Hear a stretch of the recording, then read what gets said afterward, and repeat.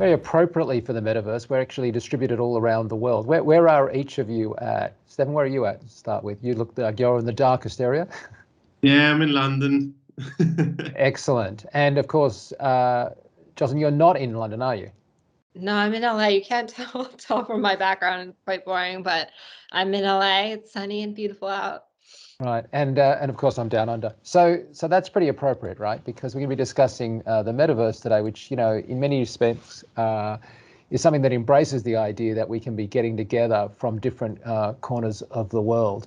But I guess I should start by getting a read on what you actually think the metaverse is, because it became very popular as a term right after Facebook decided to call themselves Meta. And yet I sort of get a sense from people that it's so early in that kind of journey that we really haven't got a clear or even precise definition of what it is. But what do you say to people when they ask you what the metaverse is? Cool. Yeah, so basically, yeah, it's a virtual social space, you know, where people come together. Obviously, you know, it's about a journey. So what we're looking at is that we have all these different experiences that are happening. They're all contributing to building into and evolving into what it might become. But ultimately, it's like an evolution of social and, you know, immersing yourself in these worlds. Yeah, I think what we're often saying is it's the next iteration of sort of our digital presence, our digital life. Like the internet was an iteration, a further iteration of us appearing digitally in the past. You know, the metaverse is people's speculation and projection of how we will start to adapt and change different sort of digital circumstances to appear sort of in virtual spaces differently. And I think it encapsulates a few different criteria. We have been talking, and Stefan sort of touched upon a few of those things about what we expect the metaverse to be and what it could include. So I think one thing, like you said, Stefan, is community-based experiences where lots of different people can interact and collaborate and come together in virtual spaces. I think we've also talked about it being sort of larger scale immersive spaces or environments than what we have currently. Having persistence of those spaces or things within those spaces. So you create a virtual object in one space and it's consistent in other virtual spaces across the metaverse. We've talked about the metaverse having sort of synchronization between different platforms or parts of different virtual experiences. It could be sort of the next iteration of imagination and where people go to kind of have new sort of imaginative adventures and narrative spaces. And I think, you know, it could be kind of the new forum for how we see different types of virtual presence, from environment to person, so avatar, to object or items. That idea of persistence is an interesting one, isn't it? The idea that you'd have this concurrent and continuing thing as opposed to just sort of dropping in, doing something and it's over when you leave. And that I guess changes the equation quite a bit. I guess the other thing tied into that is how much do you feel this will be like isolated bubbles controlled by a company, like I'm in this thing and it's unconnected to another one? Or do you think that there'll be some way that I can have a transference between things that are happening in one company's experiences with another? Or are we going to have these as very isolated kind of things? I think as we progress, it will become an integrated system, like a cross-communicating infrastructure, like an organism. So I think that is truly the value that it brings for a user or a person that is not a spectator but a participant. And to whatever you do in one world or in one environment, you can then bring into the next, and it carries its value through into the next. And the more you use it and the more and the more you behave in that world, the more valuable these elements get, that you can then trade with others, that you can, talk about, co-create with others. And I think that is the beauty of having these different realities come together, whether it is in VR and AR, it doesn't matter, but it's like the worlds that we are creating and having these connection points throughout them, which are always specific to each individual user.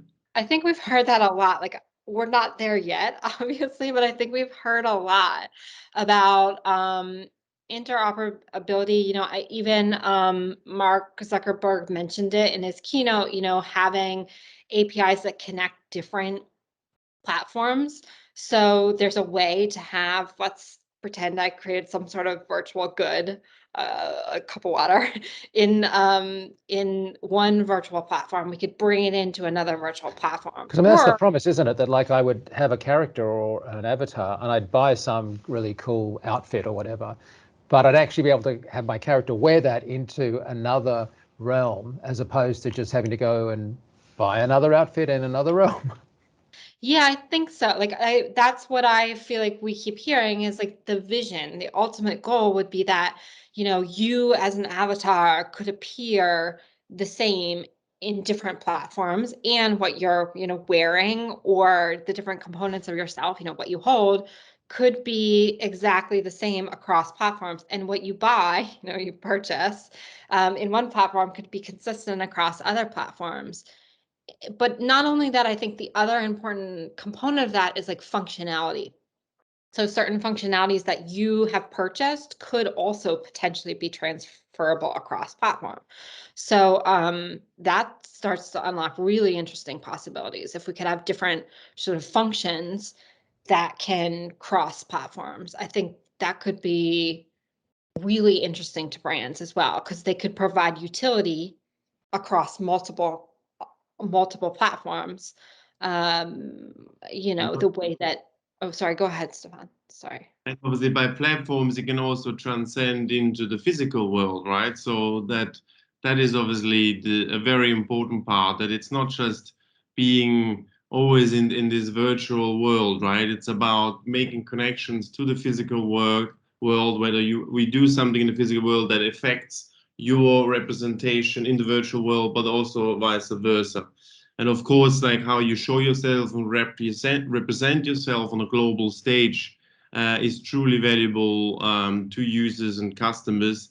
And this authenticity will be very important, whether it is in the virtual or the physical world. Yeah, I was really interested because you'd written something about that, about crafting experiences that are both in the digital and the physical worlds. And I think that's something we don't discuss enough. We sort of tend to think of it as an online experience. Just could, like, from a client point of view, can you give me any examples of like stuff that transcends that physical or reflects both a physical and digital presence?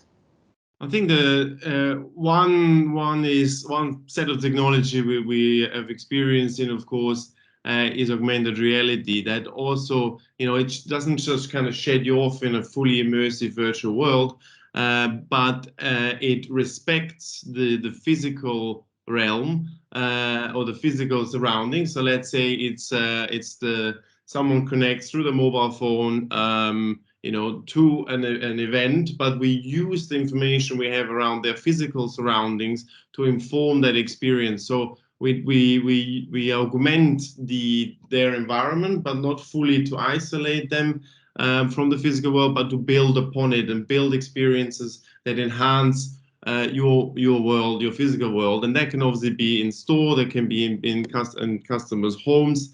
But it's being respectful and also to be relevant. So the moment it relates to your sense of place, it means a lot more, and it builds this trust between customer and brand. Yeah, and there's interesting things there, if we can, just about how we're going to interact. So before I get into some of the other aspects, let's define that. So there's obviously just a mobile type interaction, but most people would also be thinking, are we talking about VR or can we say immersive? Like, Like, does it cover all those technologies, or do you think it's particularly focused on things like VR? Like, how do those actual interfaces, the media, sort of define this space? I think oh, go ahead. Sorry, you go. No, please. I think like touch points with technology will be varied like they are currently. I mean, that's my opinion. I think, there could be VR worlds where you're sort of encapsulated by a virtual space. I think also augmented experiences like Stefan was talking about could be really critical, important, and add like interesting utility that feels more immersive around you. Right now, I feel like a lot of our connection to tech is very flat. It's like 2D, it's through screens. But I think the promise of this metaverse is that it could start to feel more sort of incorporated and, surround you a bit more. But yeah, I think there could be a few different technologies, AR, VR, sort of interconnected technical systems that could all participate. Yeah, it even moves obviously beyond purely visual, right? Because obviously it could be an metaverse experience could also be purely acoustic. So using kind of three-dimensional sound to create experience that are, purely audio based. And of course, spatial, for example, it's like if we're doing a pop-up showroom using projection mapping techniques, we can also convert physical spaces into virtual worlds that allow us more creative freedom, storytelling, to bring brand values to life around customers. When we think about, I don't know, traditional media, we tend to think like in film and television, that's going to be a narrative, a story, that's kind of like a linear kind of thing. That's kind of our base place that we start. And of course, we could do other things. But in this sort of metaverse world, we use the word experiences a lot. Do we think that it's going to be less about kind of storytelling where you've got an auteur that's kind of authoring that and more environments, or is it just going to be both? I like to make connections to example to things like secret cinema or like immersive theme parks, things like that, because it's about storytelling will always be very important. But the way you engage in that storytelling doesn't need to be linear. It can be spatial, so that means that you can enter segments of a story depending where you move, where you look, and that could then direct the way the story goes. So very much an interactive experience and an interactive story where you can be a spectator, a participant, even the protagonist. And that's the pure beauty of where it's heading, is to shape this. Yeah, I think the other thing that we've kind of explored and heard a lot is potentially future-based experiences could be more community-led. So the narrative could actually be constructed or changed by the group participating in the experience. So, that group, that community-led group, could actually have an effect on what happens next. And it's not like a video game where everything sort of gets set back to the start of the narrative, but actually the community's input leads the narrative somewhere else. And so you start to have these worlds or experiences or different types of narrative that lead somewhere that no one ever anticipated because it's community driven or community led. Which of course ties into your earlier point about persistence, doesn't it? That these are existing and happening rather than just observed and switched off. It could even be generative, right? So using AI to then not just generate worlds around you depending on your behavior, but also generate the story around you based on what you're doing and how you interact with it. So Stefan's point about like the secret cinema or being able to come into a narrative at different places. If the narrative isn't just linear, but is sort of happening spatially, you can enter these narratives and have these crafted experiences that could be diverse and different for everyone. Everyone can feel like they have sort of a unique experience and have their own kind of touch point and authorship to that experience, which I think feels really unique and different to some of the stuff that's currently happening in these spaces. So I want to shift gears, if I can, to talking about clients and brands and work that you guys might be doing. And one of the things I know, back in the day when we're doing just traditional TVC advertising is, you might have a great ad, but are people even paying attention? And so there was this real problem of like connecting with them so that their mind is even open enough to accept the messaging or the contextualization of the sort of brand persona. And that was sort of hard, right? Because, people have these filters, they just kind of screen stuff out. And I think one of the really interesting things about some of the projects that are being explored in and around this idea of the metaverse is sort of the starting point is engagement. And so is that what you're hearing from clients? Like what's driving clients' interest in this area? Yeah, I think when an experience with a brand has utility, people remember that it was a brand experience. So, back in when there was a chip in a shoe for Nike and people had a running based experience, they remembered it was a Nike application or a Nike experience. Or even when they're tracking their run through a Nike application, that is utility that they're remembering is Nike based. I think that the same thing could be true for, new types of experience that have utility baked into them. If the utility is provided by a brand and feels functional and useful to the person, I think they'll remember. They won't have that glazed over, like, what brand even was this effect?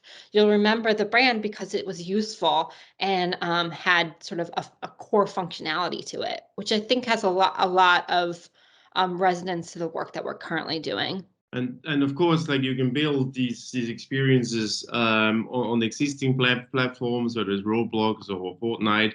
But then I think what we can also do is obviously build something completely bespoke. So world building that are specifically designed for that brand. So from the beginning to end of that experience, you are fully immersed within the brand values.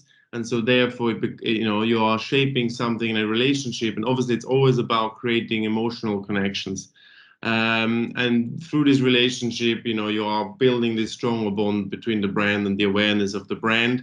And of course, we can look at like creating avatars and brand mascots and virtual influencers for the brand, and that even bring that even to a next level of engagement and longevity that engages customers even when they've logged out or in whatever different platform they might encounter the brand. There is a face to it.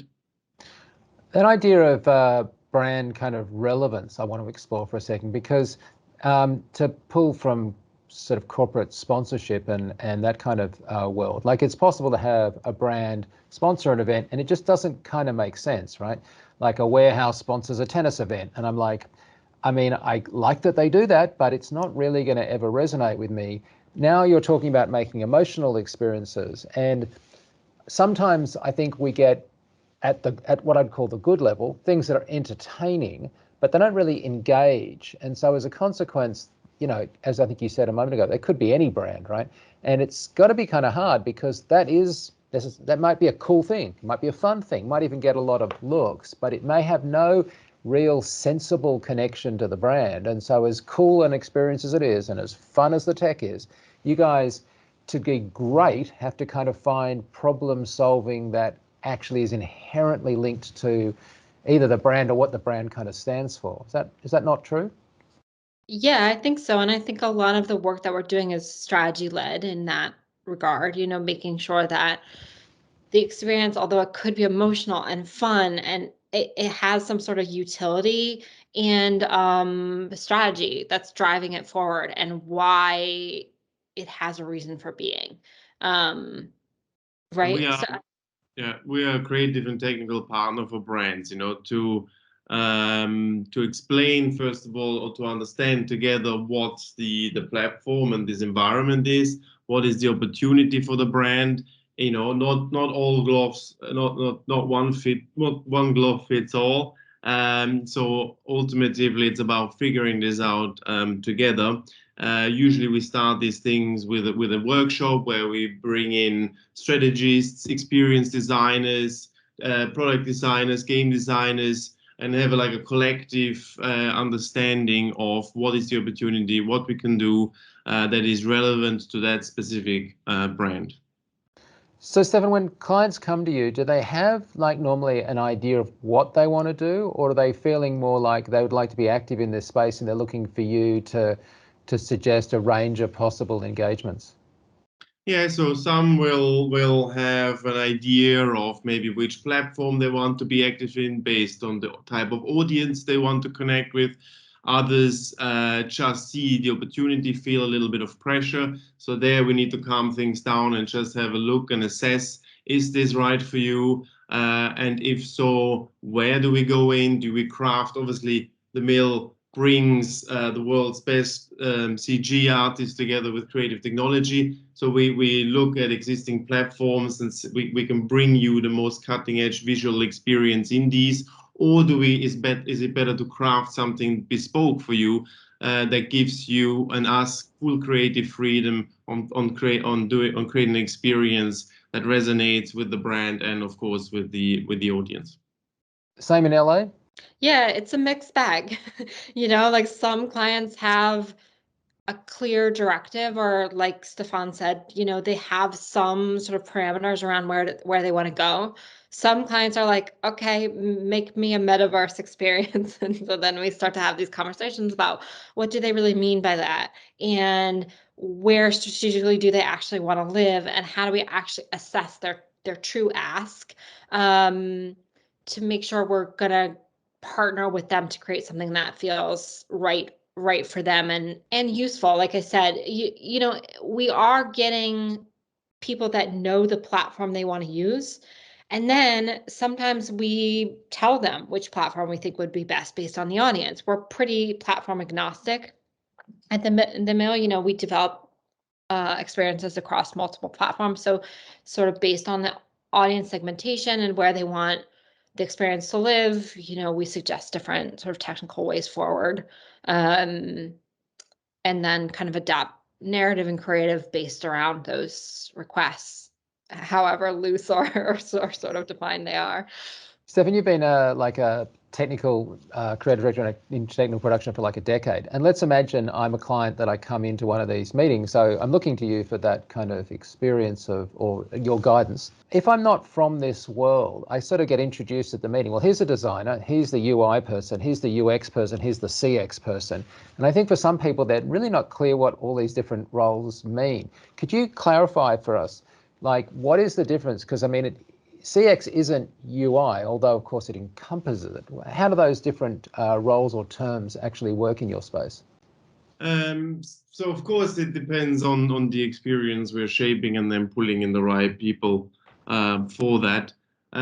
When we're of course looking at interface design or interface designer, then it's also specific to what device you're accessing on. So if I'm creating an interface for augmented reality, will be different from if I create something for virtual reality and other platforms.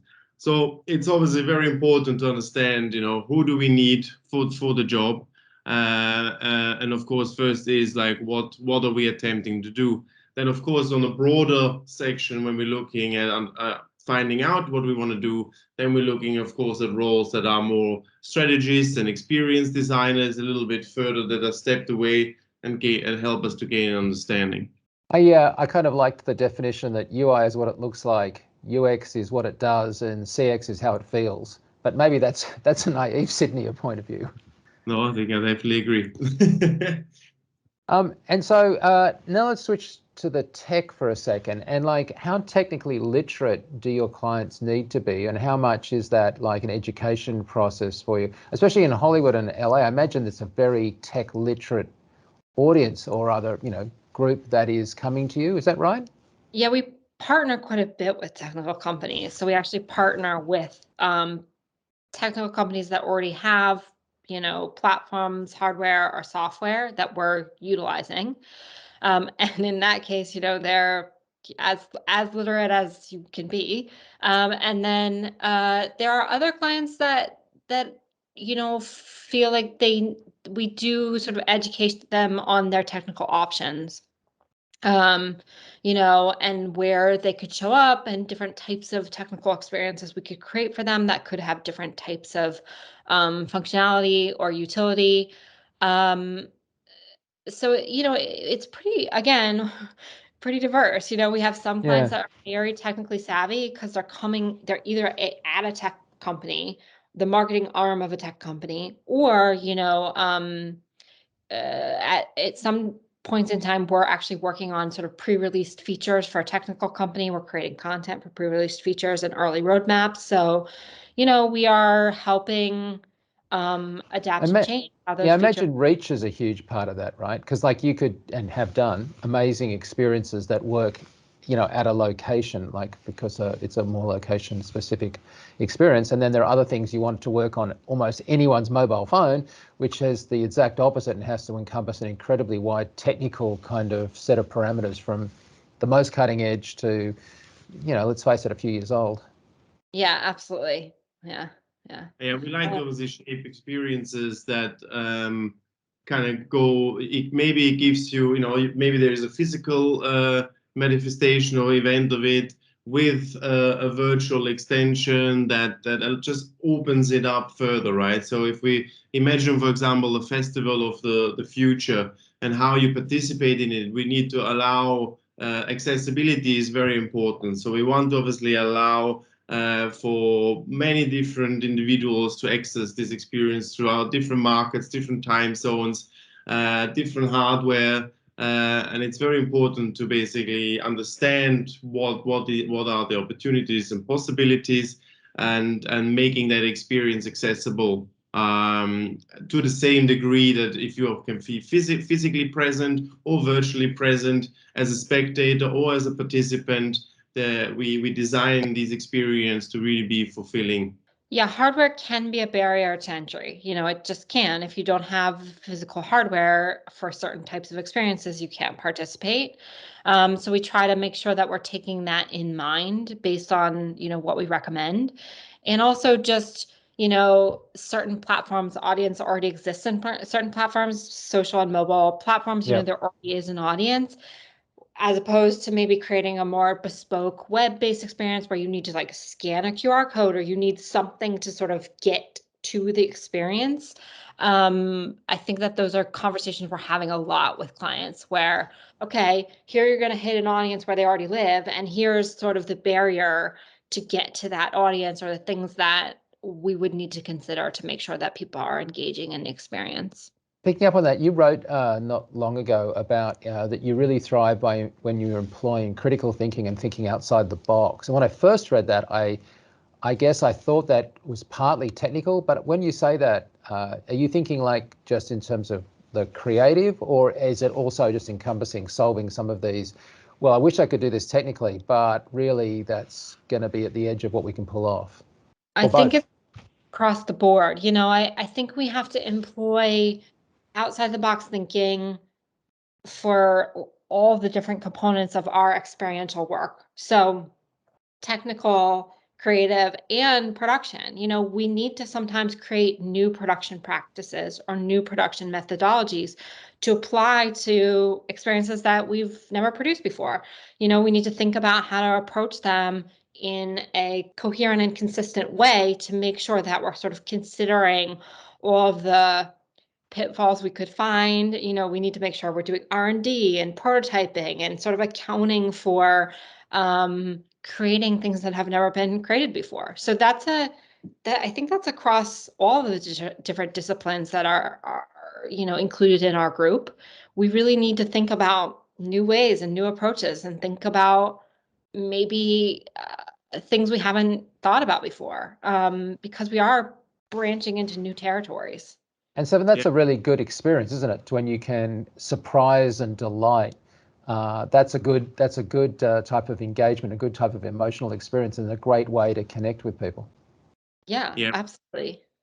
Yeah, we like to play outside our comfort zone. So the best briefs are the ones that challenge us, and of course, like that basically make us start the discovery phase with the client to analyze, you know, what are the technical restraints, what are not restraints, but basically what are the technical opportunities that will then lead to the bigger thinking and the kind of visionary and trend-setting ideas and concepts for experiences that are really, you know, up on the front line of what is innovative. I do think across the board we really encourage like any discipline to think sort of outside the box. I mean, there is certainly something to be said about creating an experience that's been done before, and we do that. But I think like some of the more engaging and interesting experiences that we're doing at the mill are things that are dipping our toes into things that haven't been done before, or really have sort of a new way of approaching old problems. Well, Which, oh, sorry. I'm going to put you both on the spot now, so I'm going to ask you each one after the other for an example of something that the mill has done in your space, in your experiential kind of space, that you think is something that either was surprising or innovative, or just that you personally found to be delightful. I guess I'll start in London, then I'll go to LA. But yeah, just an example of one of these things. It doesn't have to be the most recent or even the biggest budget, but just something that was a good example for people watching. But there are some really cool sort of world-based AR experiences that we've been doing, you know, so not so much filter, although we do that, you know, front-facing experiences, but new AR experiences that's actually like supplementing digital content in your physical environment or in a physical environment. I think we're really pushing the boundaries of what's possible with new AR sort of world scale AR experiences. So that's been really interesting. And maybe is that kind of the lower end of like diverse interaction, but still is actually like pretty cool and revolutionary stuff, utilizing kind of new LiDAR techniques to make sure that we're supplementing physical spaces with really interesting digital experiences. And then, you know, we've done other sort of immersive experiences. We did a 45-minute concert for Pentakill, which is the virtual band, where we had, you know, bespoke environments, set environments. We had 8 created characters that were animated in live real time using sort of rigged virtual systems in Unreal. So we've done a lot of diverse work, and I think a lot of it is really interesting. You know, we're building 3D worlds, we're building 3D characters that can live react to things and have true interactivity with people. We have virtual characters that can live interact with people, and that feels like really interesting stuff. One in London was for the Barbican and Death Stranding. This beautiful experience, a really kind of spatial experience that just really showcases that marriage between like having the world's best CGI artists combined with creative technology to create these beautiful spatial experiences, these artworks, you know, that react to you and this sense of place. And it was really very captivating how that project came together. Yeah, there are a few different projects that we're doing where we're exploring generative visuals, which I think is interesting stuff. You know, how interaction can create unique visuals is pretty interesting. We did, you know, bespoke worlds. We did Lovecraft Sanctum, which was a virtual world created in partnership with HBO. So we created characters within the world that represented artists, and there was like teams that, you know, attended the events, this 3-day event, and they got to interact with these different artists within this virtual landscape. And the final thing culminated in a big concert event with Janelle Monáe. So, you know, there's been a lot of kind of immersive spaces, creating 3D environments, creating 3D characters, creating 3D objects that could be, you know, artistic or virtual objects. So I think we're doing lots of interesting stuff and all the building blocks for what probably will be, hopefully, the metaverse, I think. One of the things I've been noticing in talking to people lately is that, and I guess this has also been reflected in virtual production, but it used to be the case that some of these sort of engagements would come at the end of a process whereby, there would be something that would be thought of, imagined, like an exhibit or an event, and then near the end of that process, they'd go, well, we want to market it, and we'll come up with some kind of experiential thing or something that we can do. And what I've been noticing is that that's been moving much earlier in the process. And so now, instead of waiting till the end and saying, well, what are we going to do that would be cool to promote this, which is a kind of a limited view on it, it's much more of like, how can we overlay and integrate? And so that planning is happening a lot earlier. I don't know if you're finding that. Absolutely. Yeah. We are basically ultimately building campaigns so that that you will have a roadmap of events that are trickled through that build this experience more and more and more, allowing a wider audience to participate, allowing obviously for the social platforms to spread and build this kind of fandom around these experience that we are shaping. And so this is basically the most exciting type of projects where we can strategically shape this roadmap. And it gives you an opportunity to get in earlier. It also gives you an opportunity to do things almost in an easier fashion, because as assets are being developed, as things are being done, you know that you're going to be sharing them. You know that they're going to be transmedia.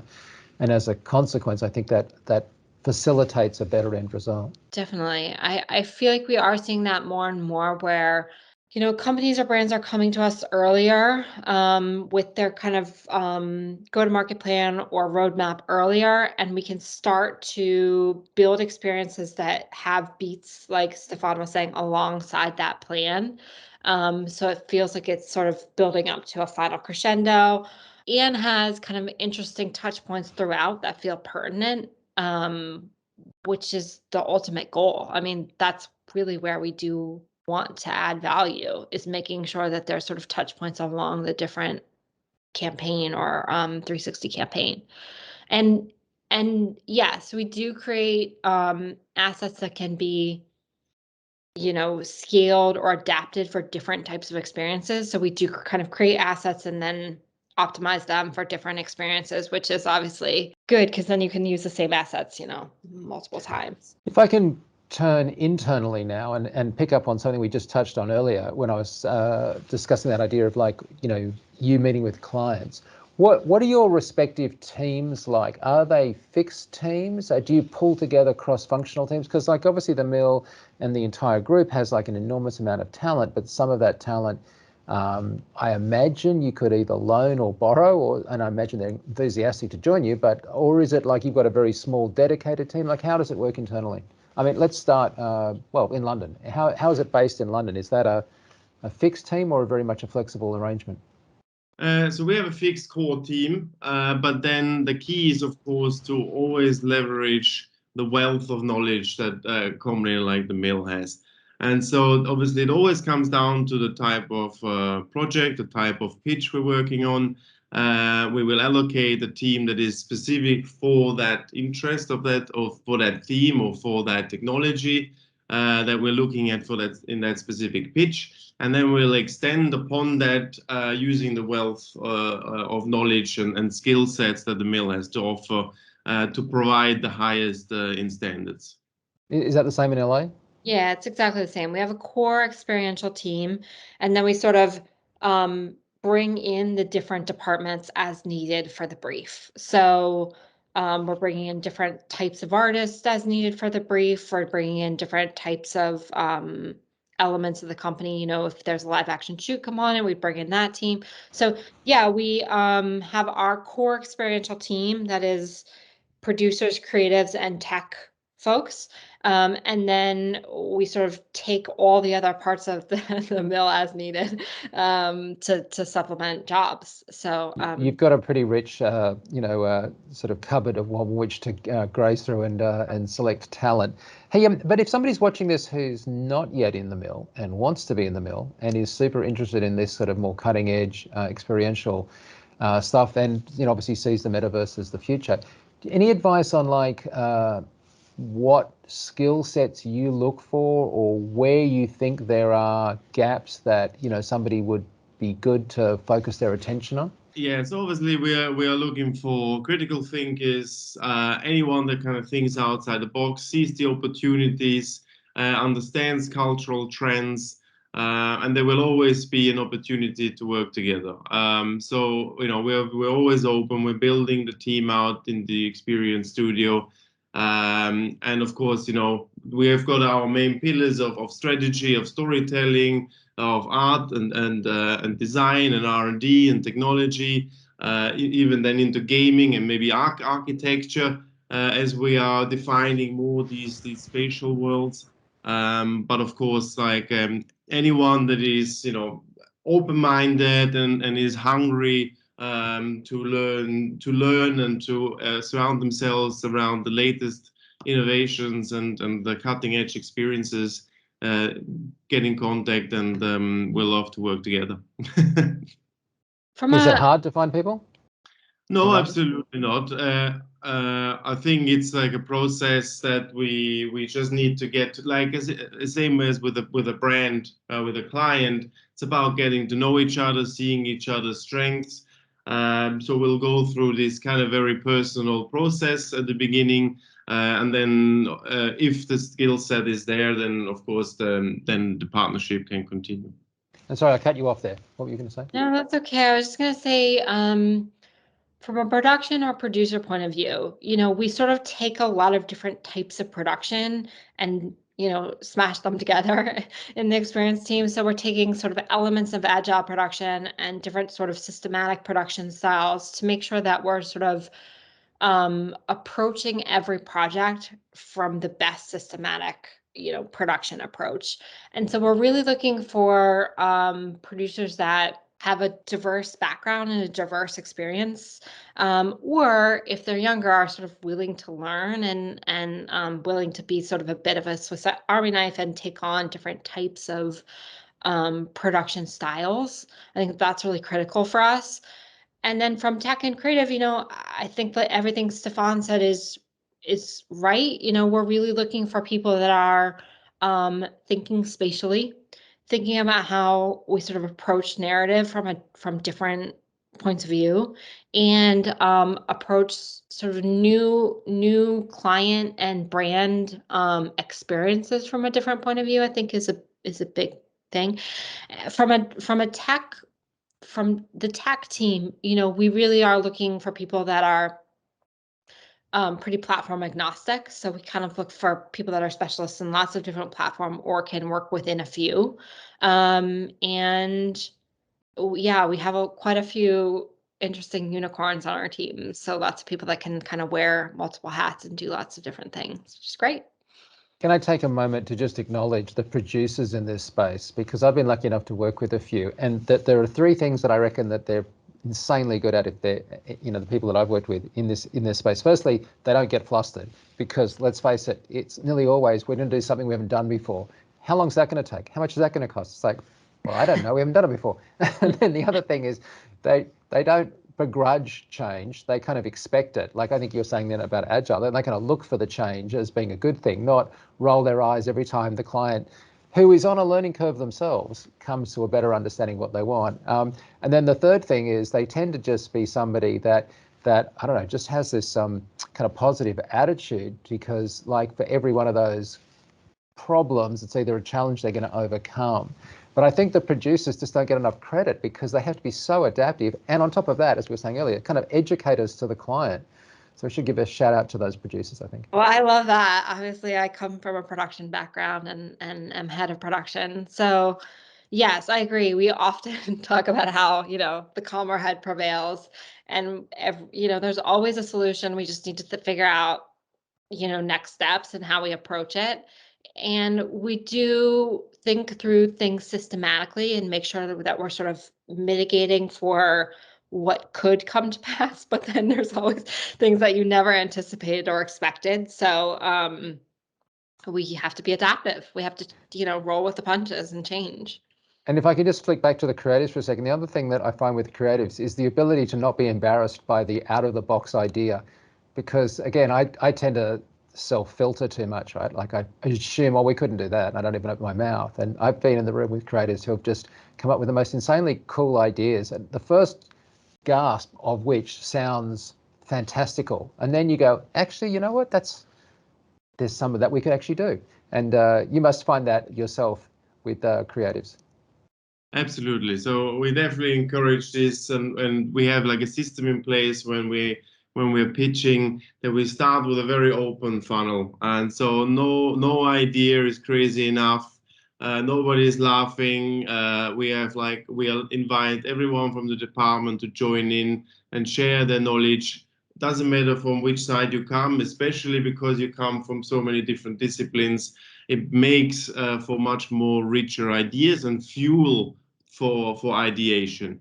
And then we use this kind of internal workshop to digest the brief and then come back to the client with questions, with a digested response to then hear from them their take, create a hybrid understanding that then informs the pitch structure, and then having the core team then allocated to that pitch.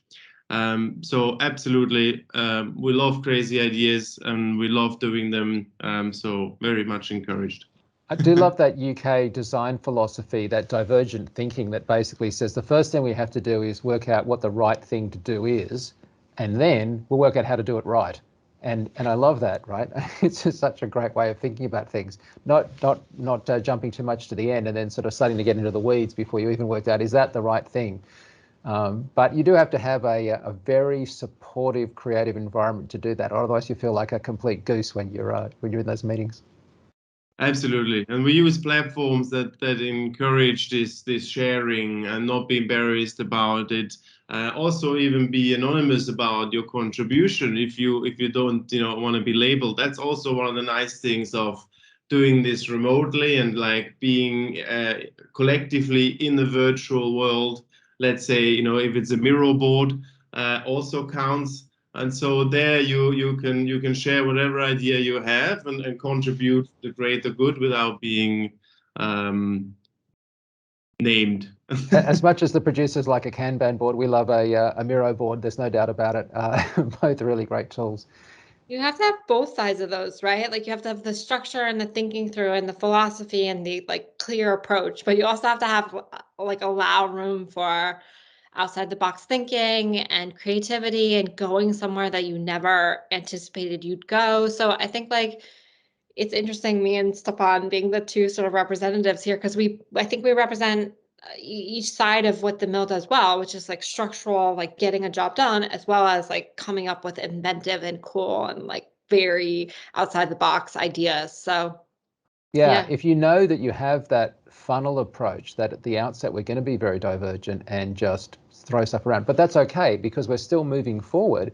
We're just going to get more and more focused on the right thing as we move forward, then you're fine, right? But I would argue that so much of that comes down to experience. And so obviously that's what you guys have, and that's what your clients are going for, right? Which is just, you can't beat experience, because it's only the experience that gives you the confidence to do that, knowing that we're going to end up at the right place and the right thing's going to succeed. Yeah, and talent, like I will say the artistic talent at the mill is pretty out of this world. Like the artists are pretty amazing.